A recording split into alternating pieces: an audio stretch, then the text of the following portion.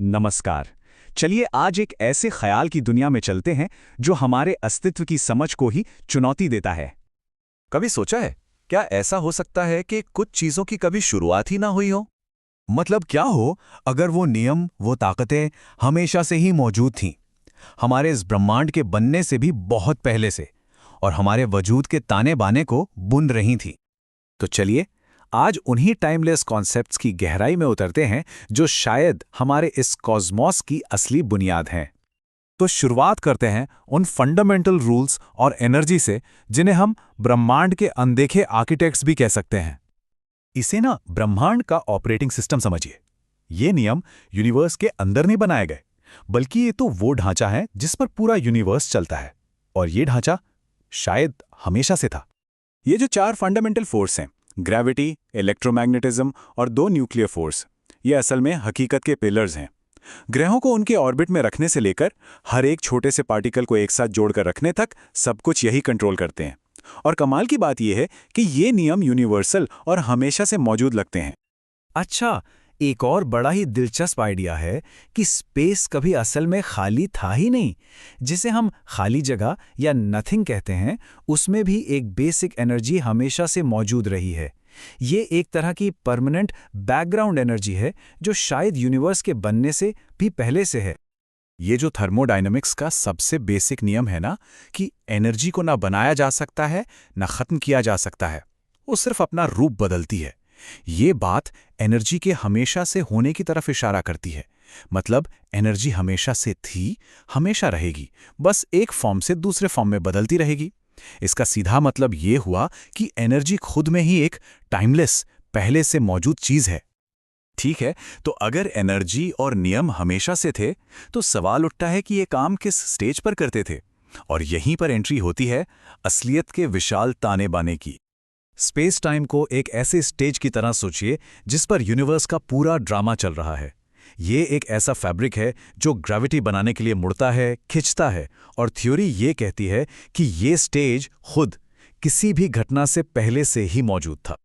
फिर आता है डार्क मैटर, एक ऐसी चीज जिसे हम ना देख सकते हैं ना छू सकते हैं, फिर भी इसकी ग्रेविटी ही है जो पूरे यूनिवर्स को एक साथ बांधे हुए हैं। डार्क मैटर एक बहुत ही मिस्टीरियस, इनविजिबल चीज है, और कुछ थ्योरीज तो ये भी कहती हैं कि ये हमारे जाने पहचाने यूनिवर्स से भी पुराना हो सकता है। ये चार्ट देखिए, ये एकदम साफ साफ दिखाता है कि हम जिस मैटर को जानते हैं, तारे, प्लैनेट्स, हम सब, वो पूरे यूनिवर्स का सिर्फ 5% है। सिर्फ 5%। बाकी का 95% डार्क मैटर और डार्क एनर्जी से बना है।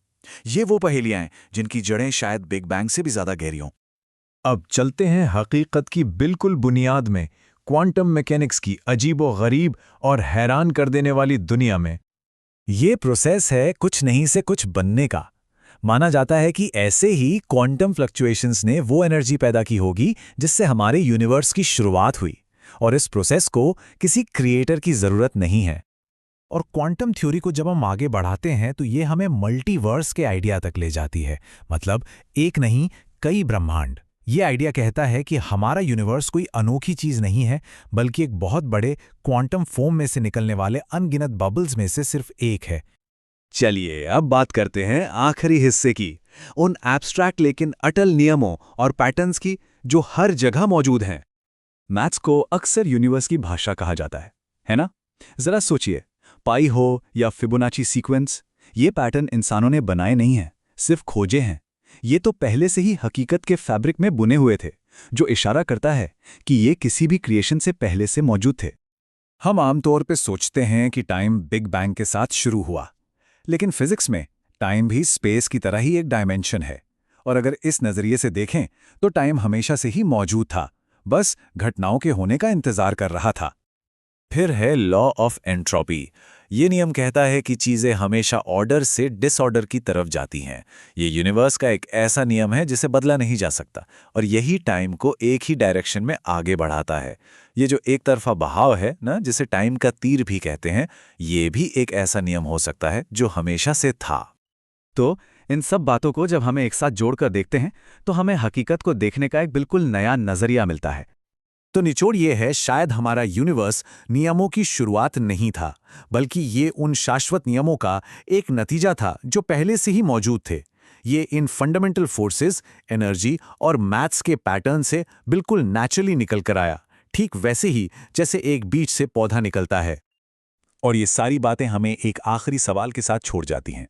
इन शाश्वत नियमों में से कौन सा आइडिया हकीकत की हमारी समझ को सबसे ज्यादा चैलेंज करता है? क्वांटम फॉर्म का आइडिया, या ये सोचना कि फिजिक्स के नियम खुद यूनिवर्स से भी पुराने हो सकते हैं? ये एक ऐसा सवाल है जो हमारे वजूद की सबसे गहरी समझ पर चोट करता है। इस पर सोचने के लिए बहुत बहुत शुक्रिया।